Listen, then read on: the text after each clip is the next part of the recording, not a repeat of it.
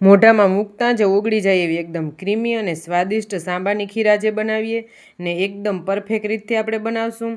તો એના માટે આપણે લઈ લઈએ સાંબો. તો મેં થોડોક એવો સાંબો લીધેલો છે, 1 વાટકી જેટલો સાંબો લઈ લીધો. એને આપણે શેકી લઈએ. તો આપણે ઘી વગર જ આપણે થોડીક વાર 10 મિનિટ સુધી આપણે શેકી લેવું. તો આવી રીતના શેકાઈ જાય એટલે આપણે એક પ્લેટમાં કાઢી લઈએ. તો પ્લેટમાં આપણે થોડીક વાર આપણે ઠરવા દઈશું અને આપણે અડધો સાંબો કરી લેવાનો છે. તો એક મેં વાટકીમાં અડધો સાંબો કરી લીધો ને એક મિક્સર લઈ લઈએ. મિક્સરમાં આપણે થોડીક એવી ખાંડ નાખી દઈશું સ્વાદ અનુસાર ને હવે એમાં સાંબો નાખી દઈશું ને સરસ એવું આપણે પીસી લઈશું. તો આપણે શેકેલો સાંબો પીસવાનો છે. સાંબો આપણો પીસાઈ જાય પછી આપણે એક કડાઈ લઈ લઈએ. કડાઈમાં આપણે લેવાનું છે પાણી. તો મેં 1 ગ્લાસ પાણી લીધેલું છે. પાણી આપણે વધારે લેવાનું છે. તો આપણે સાંબા પ્રમાણે આપણે પાણી લઈશું ને એમાં આપણે નાખી દઈશું સાંબો, જે આપણે શેકેલો સાંબો નાખી દઈશું. થોડીક વાર એને આપણે પાકવા દઈશું. સરસ એવો આપણો સાંબો પાકી જાય પછી આપણે આ નાખવાનું છે મિશ્રણ, જે આપણે પીસેલું છે એ. ને ઉપરથી આપણે દૂધ પણ નાખી દઈશું.